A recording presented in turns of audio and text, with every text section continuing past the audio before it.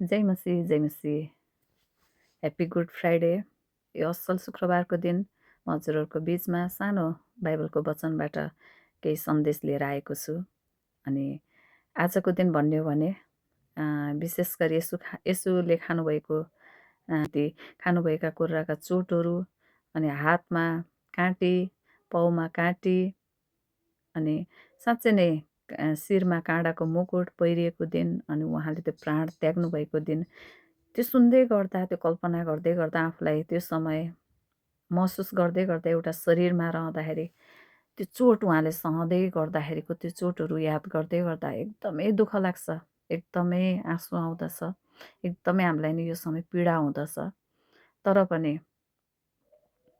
हाम्रो लागि आज खुसीको दिन पनि हो। अर्को हिसाबले भन्दै गर्दाखेरि साँच्चै नै हामी त्यो पापहरूबाट छुटकारा पाउनको लागि परमेश्वर स्वयं यस धरतीमा आउनुभयो, मानव बनिकन आउनुभयो। अनि उहाँले नै आज पापको मोललाई तिर्नको लागि त्यो क्रुसमा जानुभएको छ है। अनि आज हामी त्यो लायकका थियौँ, मृत्युमा जाने लायकका थियौँ। यसु ख्रिस्टको बलिदानले, यसु ख्रिस्टको त्यो क्रुसिफाईले गर्दाखेरि आज हामीले चाहिँ जीवन पाउन सकेका छौँ। अनि आज हामीले चाहिँ वर्षौँबाट बग्दै आएको श्रापबाट छुटकारा पाएका छौँ।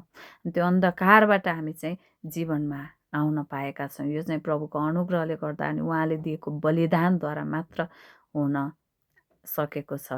आमेन। अनि यही आजको दिनमा, आजको समयमा यही खुसीको क्षण पनि हो अनि यो दुःखको क्षण पनि हो है। यो दुइटैलाई हामी लिएर हामी जानेछौँ। अनि साँच्चै नै हामीमा एउटा कोही प्रश्न पनि आउन सक्दछ, किन निर्दोष यसुले यस्तो कष्ट सहनुभयो होला होइन। अनि क्रुसको अर्थ हामी आज हेर्नेछौँ, बुझ्न जाँदैछौँ। अनि विशेष गरी आज मैले तपाईँहरूको बिचमा उहाँले 7वटा ती वचनहरू बोल्नुभएको थियो। ती वचनहरू आज हामीले चाहिँ बुझ्नेछौँ है। त्यसमा उद्धार, प्रेम, पीडा, विजय र विश्वासको सन्देशलाई दिँदछ। अनि सुरुमा थियो, के भन्नुभएको थियो त? सुरुमा पिता तिनीहरूलाई क्षमा गर्नुहोस् भनेर भन्नुभएको थियो। यो चाहिँ हजुरहरूले हेर्न सक्नुहुन्छ लुका 23:34। क्रुसमा टाङ्गिएका मानिस सामान्यतया श्राप दिन्थे, तर यसुले प्रार्थना गर्नुभयो। उहाँले आफूलाई कुट्नेहरूलाई पनि यहाँ क्षमा गर्नुभएको छ। जसले उहाँलाई थुके, कुटे, क्रुसमा टाङ्गे, अनि उनीहरूकै लागि उहाँले प्रार्थना गर्नुभयो। हामी याद गरौँ, यदि कसैले हामीलाई चोट पुर्यायो भने हामीले के गर्छौँ त? हामी साँच्चै नै हेर्ने हो भने बदला लिँदछौँ है। तर यसुले त्यो गर्नु भएन, बदला लिनु भएन। उहाँले के गर्नुभयो? क्षमा दिनुभएको छ। अनि साँचो क्रिस्चियन जीवन चाहिँ क्षमाबाट सुरु हुँदछ। आमेन। यदि आज तपाईँले र मैले कसैलाई पनि क्षमा दिन सकेका छैनौँ, जो हामीलाई चोट पुर्याएका छन्, जो हामीलाई दुःख दिएका छन्, जो हामीलाई गाह्रो अवस्थामा हुन बाध्य बनाएका छन्, आज त्यो व्यक्तिलाई आज हामीले क्षमा दिनैपर्छ। आज त्यो चोटहरूबाट हामी निको हुनैपर्छ। आज त्यो प्रभुलाई सोचौँ। प्रभुलाई पनि सजिलो थिएन क्षमा दिन, तर पनि उहाँले दिनुभयो है। हामी छुटकारा पाउन चाहन्छौँ भने, हामी स्वतन्त्र हुन चाहन्छौँ भने, हामी आनन्दमा जीवन जिउन चाहन्छौँ भने, हामी शान्तिमा रहन चाहन्छौँ भने हामीले क्षमा दिनु आवश्यक छ। अनि साँचो प्रेम भनेको नै हाम्रा दुश्मनहरूलाई, हाम्रा शत्रुहरूलाई क्षमा गर्नु हो। आमेन। अनि हामी अर्को पनि वचन हेर्न सक्दछौँ। उहाँले अर्को पनि शब्द बोल्नुभयो क्रुसमा चढ्दाखेरि, क्रुसमा उहाँ टाङ्गिँदाखेरि। आज तिमी मसँग स्वर्गमा हुनेछौ भनेर भन्नुभएको छ लुका 23:43। अनि हामी हेर्दछौँ भने त्यो क्रुसमा दुईटा अपराधीहरू थिए। एउटाले गिल्ला गरेको छ, तर अर्कोले चाहिँ यसुलाई विश्वास गरेको छ। अनि यसुले त्यो अर्कोलाई भन्नुभएको छ, आज तिमी मसँग स्वर्गमा हुनेछौ। अनि त्यो अपराधीलाई चाहिँ यसुले स्वर्गको प्रतिज्ञा दिनुभएको छ। उद्धार चाहिँ भन्ने हो भने उहाँको अनुग्रह कृपाबाट आउँदछ है। अनि जसले अन्तिम क्षणसम्म पनि विश्वास गर्दछ, अनि अन्तिम छेडमा भए पनि विश्वास गर्दछ उसलाई पनि परमेश्वरले के गर्नुहुन्छ स्वीकार गर्नुहुँदछ। अनि त्यो भएर हामी कतिचोटि विश्वास गर्ने विषयमा पनि हामी भोलि गर्छौँ भनेर बसिरहेका हुन्छौँ। अनि विशेष गरी अविश्वासीहरूको लागि जब हामी सुसमाचार सुनाउँछौँ अनि हामीले यो भन्नुपर्दछ कि प्रभुको समय कहिले हुन्छ थाहा छैन। अनि हाम्रो जीवनको पनि ठेगान हुँदैन, हाम्रो सासको पनि ठेगान हुँदैन। एकमुठी सास आज छ भोलि छैन, अहिले हिँड्दा हिँड्दै पनि हामीलाई केही हुन सक्दछ। तर जब हामीले परमेश्वरलाई आफ्नो जीवन समर्पण गर्दछौँ, जब उहाँमाथि विश्वास गर्दछौँ भने हाम्रो आत्मा चाहिँ बाँच्नेछ। अनि त्यो व्यक्ति जसले अपरझट प्रभुलाई विश्वास गर्दछ, उतिखेर प्रभुलाई विश्वास गरेको हुँदछ, त्यसको आत्मा चाहिँ बाँच्दछ। अनि साँच्चै नै यहाँ हेर्दछौँ भने उसले त्यो दुईजना अपराधी मध्येमा एकजनाले चाहिँ उतिखेरै विश्वास गरेको छ। अनि प्रभुले प्रतिज्ञा दिनुहुन्छ, तिमी आज नै स्वर्गमा आउनेछौ भनेर भन्नुभएको छ है। अनि प्रभुसँग त्यो अधिकार छ। अनि आज हाम्रो परिवारहरूलाई, आज हाम्रा छिमेकीहरूलाई जब हामी सुसमाचार सुनाउँछौँ, ढिला नगर्नको लागि उहाँहरूलाई उत्साह दिउँ। चाहे घरमा होस्, चाहे मण्डलीमा, चाहे जस्तोसुकै ठाउँमा पनि, जस्तोसुकै अवस्थामा पनि विश्वास गर्नको लागि उत्साह दिउँ। हाम्रो ठेगानै हुँदैन।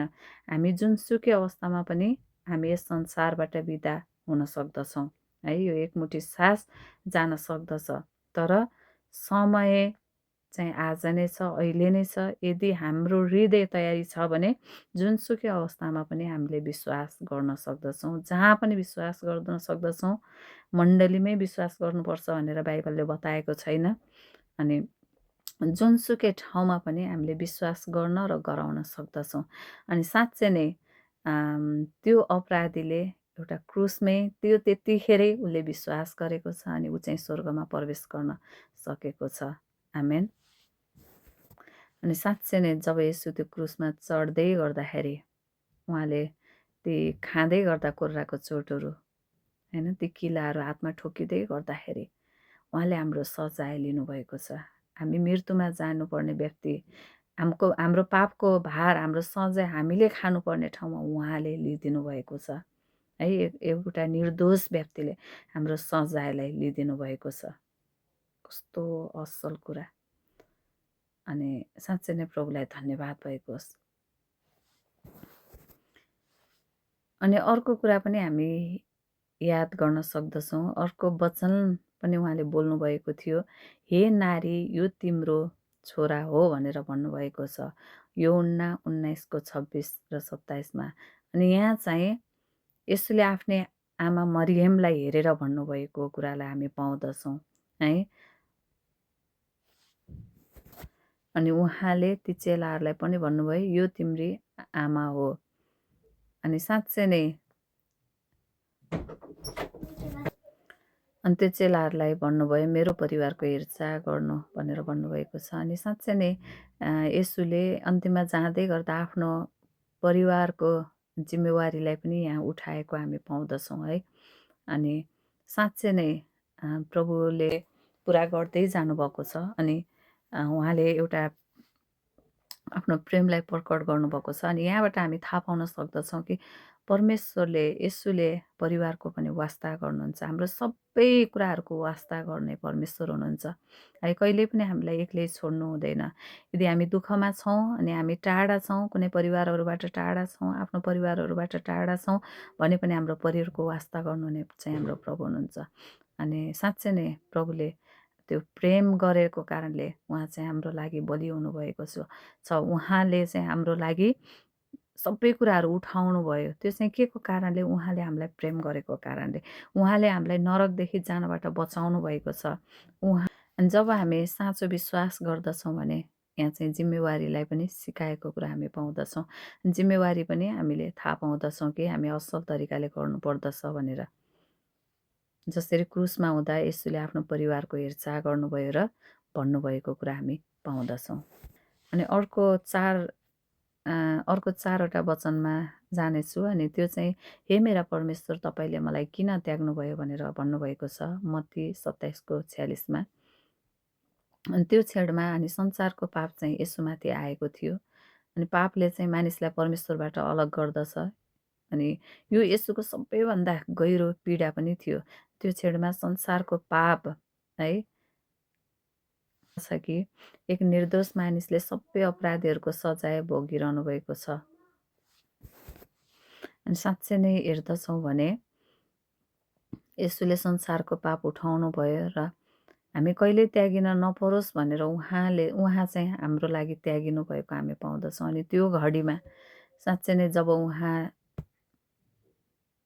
उहाँले भन्नुभयो, परमेश्वर तपाईँले मलाई किन त्याग्नुभयो भनेर भन्नुभएको छ। अनि त्यो क्षण चाहिँ परमेश्वरलाई पनि दुःख भएको थियो स्वर्गमा है, आफ्नो छोरा यसरी आफ्नो पुत्र यसरी बलि हुँदै हुनुहुन्छ। अनि परमेश्वरले पनि त्यो समय बचाउन सक्नुहुन्थ्यो, उहाँसँग शक्ति थियो र पनि उहाँले त्यो उहाँलाई मारिनको लागि दिनुभयो।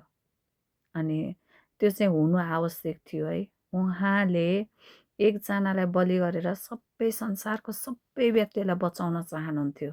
यति धेरै प्रेम गर्नुहुन्छ उहाँले, हामीलाई थाहा छ।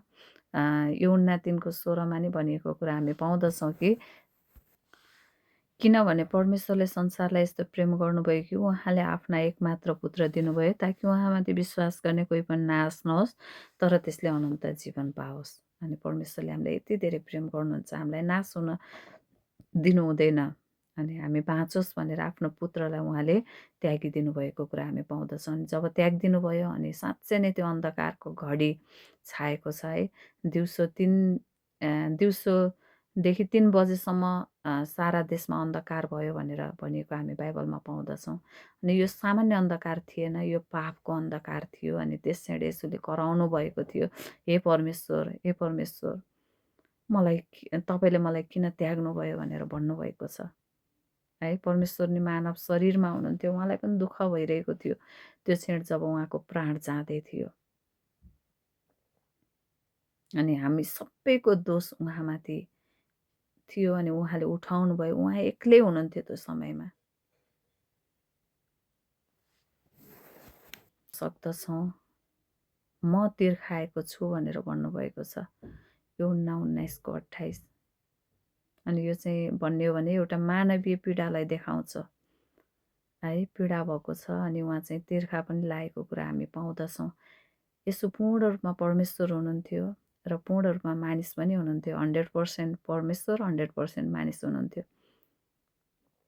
अनि यो वचनले हामीलाई सिकाउँदछ, हामीले थाहा पाउँदछौँ कि येशूले चाहिँ येशूको मानवीयता चाहिँ देखाएको हामी पाउँदछौँ। उहाँ परमेश्वर हुनुहुन्थ्यो तर पनि उहाँलाई तिर्खा लागेको हामी पाउँदछौँ, थाहा पाउन सक्दछौँ। जब हामी पीडामा हुन्छौँ हामी भन्छौँ कसैले मलाई बुझ्दैन, तर येशूले हाम्रो पीडा अनुभव गर्नुभएको छ है। हामी जस्तो सुकै ठुलो पीडामा हामी पर्छौँ नि त्यो प्रभुले भोग्नु भएको छ। जस्तो सुकै कष्ट हामी माथि आइपर्छ त्यो प्रभुले भोगिसक्नु भएको छ। त्यही भएर हामी कहीँ पनि कसैमाथि पनि भर पर्नु पर्दैन, कसैमाथि पनि हामी गुहारको लागि हिँड्नु पर्दैन। कसैले पनि मेरो पीडा बुझेन, मलाई बुझेन उसले भनेर त्यसको चिन्ता फिक्रीमा बस्नु पर्दैन। किनभने तपाईँ र मेरो पीडा बुझ्ने आज प्रभु हुनुहुन्छ, तपाईँ र मेरो दुःख बुझ्ने आज प्रभु हुनुहुन्छ। हाम्रा रोदनहरूलाई उहाँले जान्नुहुन्छ। जब हामी रुन्छौँ, जब हामी दुःखमा हुन्छौँ, कष्टमा हुन्छौँ, उहाँ पनि दुखित हुनुहुन्छ है। हाम्रो परमेश्वर, हाम्रो पिता येशू हाम्रो साथमा हिँड्नुहुन्छ, हाम्रो साथमा रहनुहुन्छ। हाम्रो दुःखमा कहिले पनि उहाँले हाम्रो साथ छोड्नु हुँदैन। अर्को वचनमा जानेछौँ, यहाँ भन्नुभएको छ सबै पुरा भयो। अनि उद्धारको काम चाहिँ अब पुरा भएको छ। ती भविष्यवाणी जो व्यक्तिहरूले बोलेका थिए, अगमबाडी गरेका थिए, पुरानो करारमा हेर्छौँ भने ती आज पुरा भएको छ। अनि पापको मूल्य चाहिँ आज तिरिएको छ, त्यो उद्धारको ढोकाहरू खोलिएको छ।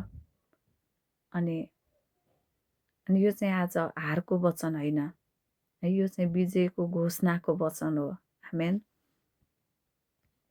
आज सम्पूर्ण मानव जातिको पापहरू तिरिएका छन्। आज ऋणमा डुबेको मानिसले आज छुटकारा पाएको छ। आज त्यसको ऋण चुक्ता भएको छ, त्यसको ऋणहरू तिरिएका छन्। आज प्रभुले आफ्नो रगत बगाएर हाम्रा ऋणहरू, ती पापका भारहरूलाई तिरिदिनु भएको छ। अनि आज क्रुसको सन्देश चाहिँ आज हार होइन, अनि आज त्यो चाहिँ विजय हो। आमेन। अनि अर्को 7औं वचन बोल्नुभएको वचनमा हामी जानेछौँ। अन्तिम वचन उहाँले बोल्नुभयो, पिता म आफ्नो आत्मा तपाईँको हातमा सुम्पिन्छु भनेर भन्नुभएको छ लुका 23:46 यो येशूको अन्तिम वचन थियो। उहाँले जब क्रुसमा टाङ्गिँदै हुनुहुन्थ्यो, क्रुसमा टाङ्गिँदै गर्दाखेरि बोल्नुभएको वचनहरूमा 7औं वचन यो थियो। अनि यो येशूले पूर्ण विश्वासका साथ आफ्नो जीवन परमेश्वरलाई सुम्पिनु भएको थियो। अनि आज हाम्रो विश्वासीहरूको चाहिँ अन्तिम भरोसा चाहिँ परमेश्वर हुनुपर्दछ। येशूले अन्तिम साससम्म पनि परमेश्वरमाथि भरोसा राख्नुभयो। जब हामी एउटा उदाहरणलाई हेर्न सक्दछौँ, एउटा बच्चा है जब उचाइबाट आफ्नो बाउ तल हुनुहुन्छ भने अनि आफ्नो बाउतिर देखेर चाहिँ हाम फाल्दछ। किन हाम फाल्दछ? उसलाई थाहा हुँदछ कि उसको बाउले उसलाई बचाउनुहुन्छ, उसलाई सम्हाल्नुहुन्छ भनेर। अनि साँच्चै नै येशूले चाहिँ आफ्नो आत्मा परमेश्वरलाई सुम्पाउनु भएको छ। जब येशू मर्नुभयो, हामी त्यो समयमा याद गर्न सक्दछौँ। विभिन्न घटनाहरू भए, त्यो अद्भुत घटनाहरू भएको हामी पाउँदछौँ। एउटा मन्दिरको पर्दा च्यातिएको छ है, अनि त्यसले चाहिँ जनाउँदछ मानिस र परमेश्वर बिचको बाटो चाहिँ अब खुलेको कुरा हामी थाहा पाउन सक्दछौँ। त्यो मन्दिरमा जहिले पनि एकदमै बलियो पर्दा लगाउने गर्दथे है, यत्तिकै साधारण तरिकाले हामीले च्यात्न सक्दैनथ्यौँ। त्यो एकदमै बलियो पर्दा थियो। अनि त्यो पर्दा पछाडि मात्र त्यहाँ चाहिँ परमेश्वरको उपस्थिति आउने गर्दथ्यो। त्यहाँ चाहिँ परमेश्वरको उपस्थिति हुँदथ्यो। जब यसले आफ्नो प्राण दिनुभयो अनि त्यो पर्दा चाहिँ माथिबाट तलसम्म च्यातिएको हामी पाउँदछौँ। त्यसले देखाउँदछ कि मानिस र परमेश्वर बिचमा चाहिँ अब चाहिँ कुनै पनि दूरी छैन। अब कुनै पनि कुराले रोकिएको छैन। अब चाहिँ त्यो सधैँको निम्ति तोडिएको छ। अब येशू ख्रीष्टमा विश्वासद्वारा मात्र, येशू ख्रीष्टको विश्वासले मात्र हामीलाई चाहिँ परमेश्वरसँग मिलापमा ल्याएको छ। अनि येशू ख्रीष्टको बलिले नै सबै कुराहरू पुरा गरिदिएको छ भन्ने कुरा चाहिँ हामीलाई जनाउँदछ। अनि त्यहाँ चाहिँ ठुलो अर्को अद्भुत कार्य घटना भएको छ, भूकम्प गएको छ, धरतीहरू काँपेका छन्। याद गर्नुपर्दछ क्रुस चाहिँ हार होइन, क्रुस चाहिँ विजय हो। त्यस दिन पाप हारेको छ, मृत्यु हारेको छ, नरक हारेको छ, शैतान हारेको छ, सबै कुरा श्रापहरू हारेका छन् है, ती बोझहरू हारेका छन्, हरेक बिमारहरू हारेका छन्। आज शैतानका जति पनि युक्तिहरू हारेका छन्, अन्धकारका शक्तिहरू हारेका छन्। आमेन। अनि क्रुसबाट येशूका 7 वचनले आज हामीलाई सिकाउँदछ कि क्षमा, कृपा, प्रेम, बलिदान अनि मानवीयता, विजय, विश्वासको कुराहरू सिकाउँदछ।